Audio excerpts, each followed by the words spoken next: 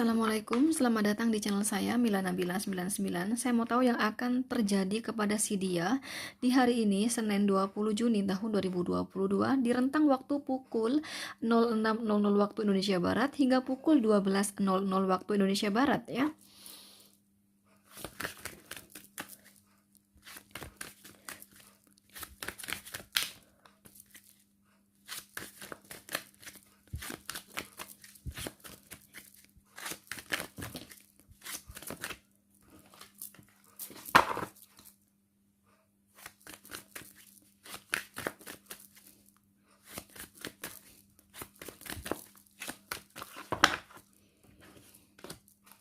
Di sini udah ada kartu jatuh satu, jadi gua ambil ya. Silakan dipilih sesuai intuisi kalian yang sedang terjadi kepada dia di rentang waktu tersebut, teman-teman. Buat kamu yang Wita berarti startnya pukul 7. Buat kamu yang Wit berarti startnya pukul 8. Buat kamu yang Wita berarti finishnya hingga pukul 13. Buat kamu yang Wit finishnya hingga pukul 14 ya. Ingat, ini hanya ramalan. Saya tarik energi kolektif, energi banyak orang, energi semua orang ya. Tentunya kalian semua di sini berbeda-beda kelahirannya. Seperti perbedaan hari lahir, tanggal lahir, jam lahir, weton, zodiak, sio, perbedaan takdir serta perbedaan tingkat karma yang berbeda-beda ya. Nah, perbedaan tersebut yang membuat semakin kecil energi kamu yang ketarik atau bahkan bisa jadi tidak ketarik sama sekali. Karma ya, berbicara karma itu berat ya teman-teman. Jadi apa yang kita tanam maka nanti itu yang akan kita tuai. Kalau kita pernah bunuh orang maka suatu nanti kita akan dibunuh orang. Kalau kita pernah jadi pelakor, suatu nanti kalau kita berumah tangga akan ada pelakor gitu loh. Ya, atau pebinor lah kayak gitu. Itu karma.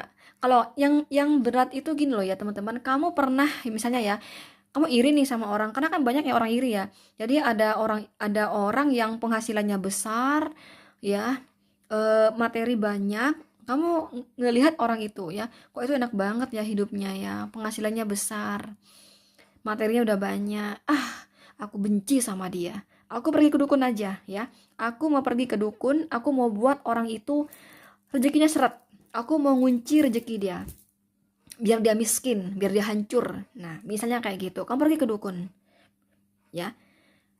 Nah itu kembali kepada diri kamu sendiri. Nah kan kalau karma itu kan contoh nih misalnya ya teman-teman, kamu pernah jadi pelakor ya, apa sampai kamu berhasil menceraikan rumah tangga orang. Nah suatu nanti kalau kamu menikah ya, kamu juga akan ada pelakor, akan hadir pelakor, kamu akan bercerai juga, selesai kan. Tapi kalau kamu mengunci rezeki orang lain, maka sampai meninggal, sampai mati, rezeki kamu juga akan terkunci. Itu loh, yaitu selamanya, berlaku selamanya. Jadi kalau semisal ada yang merasa gini ya, kenapa ya aku kok miskin terus? Aku udah kerja keras, aku sampai capek kerja keras, aku udah sedekah sana sini, tapi aku kok miskin aja. Nah sedekah tuh udah nggak ada gunanya. Kenapa? Karena pernah mengunci rezeki orang. Sekali lagi, karena pernah mengunci rezeki orang, pergi ke dukun gitu, ngunci rezeki orang. Ya udah, sampai meninggal ya miskin gitu. Itu yang karma yang seterusnya teman-teman ya. Nah kalau mengunci-ngunci gitu tuh ya, buat rezeki orang itu hancur ya. Nah itu selamanya, dia selamanya akan hancur, selamanya akan miskin. Padahal orang yang sukses itu teman-teman ya, mereka itu kerja keras. Gak ada orang sukses itu leyeh-leyeh, santai, enggak.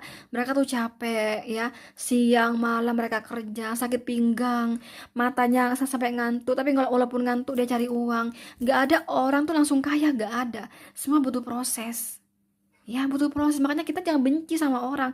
Kalau ada orang kaya jangan benci ya. Kalau ada orang besar penghasilan jangan jangan benci. Mereka butuh bertahun-tahun. Kamu tahu nggak sih?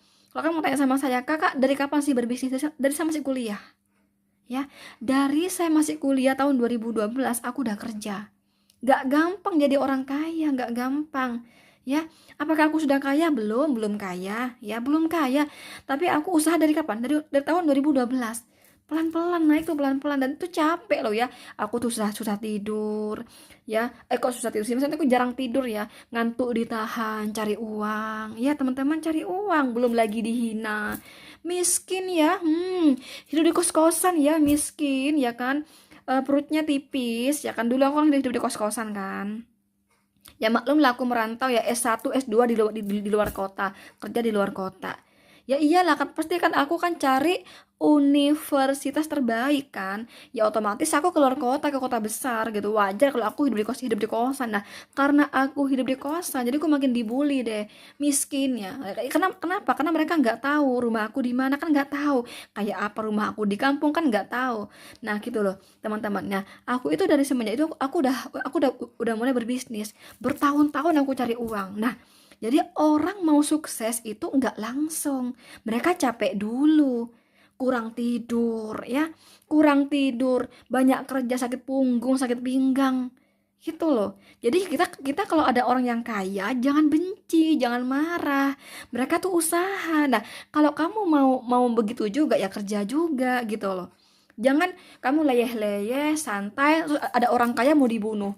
Aku mau bunuh orang itu. Enak aja jadi orang kaya, enak aja. Kamu harus mati, kamu nggak bisa. Enak aja hidup di muka bumi dengan kekayaan. Harus mati kamu ya. Pergi ke dukun. Wadah boleh kayak gitu. Wah kamu enaknya ya beli mobil, beli ini. Aku benci sama kamu. Aku pengen buat kamu hancur miskin. Pergi ke dukun.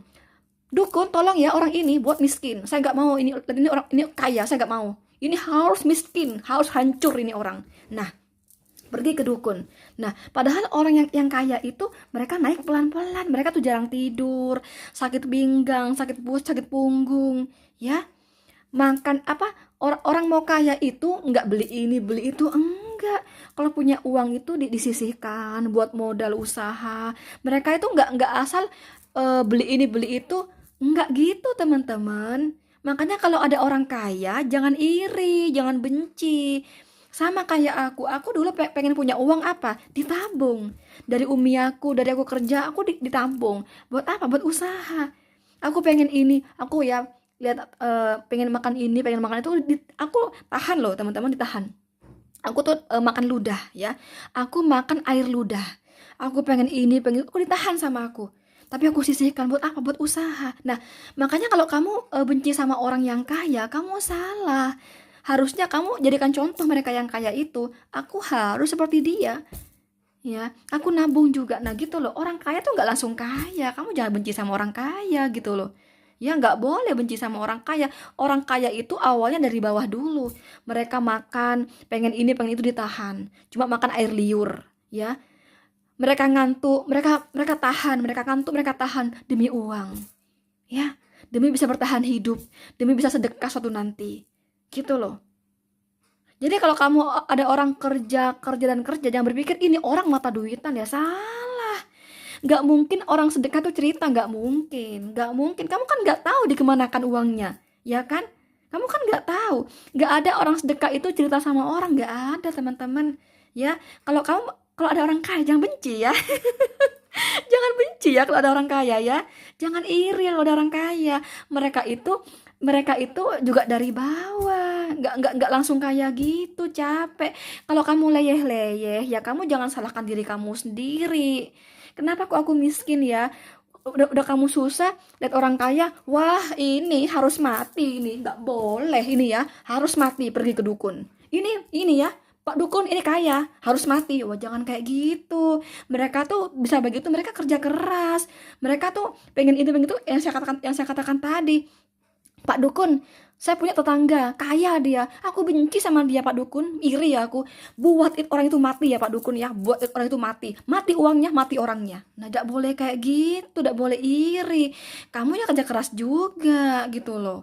Ya, mereka itu pengen kaya begitu, mereka tuh kamu kan nggak tahu dikemanakan uangnya selain beli mobil. Gitu loh ya. Jangan-jangan itu loh ya. Aku tuh paling nggak suka sama orang yang suka pergi ke dukun. Ya, nggak suka aku. Aku sama kayak itu loh ya. Siapa tuh aku lupa itu. Itu sama kayak aku. Itu tuh ini juga apa tarot juga dia benci sama orang yang pergi ke dukun. Jangan gitu. Ya, orang mau kaya tuh capek memang. Oke, langsung aja di sini ya.